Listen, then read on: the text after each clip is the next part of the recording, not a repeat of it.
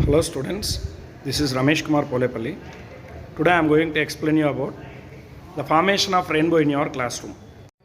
For that you need a plane mirror which we are using in the home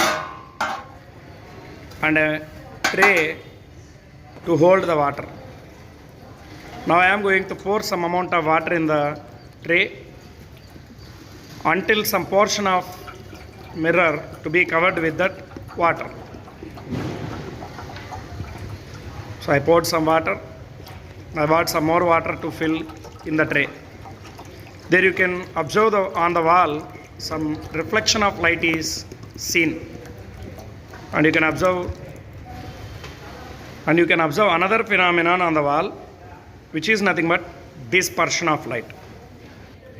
You know that dispersion means when white light passing through the prism, it splits into different colors. The phenomenon of splitting of white light into different colors is known as dispersion of light. You can observe there on the wall from the violet to red color, all the remaining colors of components of colors are split on the wall. The arrangement of metal tray filled with water and a mirror placed under the sun to see this dispersion of light. The phenomenon of splitting white light into components of colors is known as dispersion of light.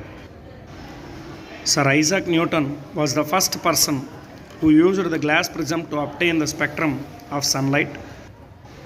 This observation gave the Newton the idea that sunlight made up of 7 colors. Rainbow is a natural spectrum appearing in the sky after rain shower. It is caused by the dispersion of sunlight by tiny water droplets present in the atmosphere. Thanks for watching this video. For more videos like this, please subscribe my channel. PRK Physics 369.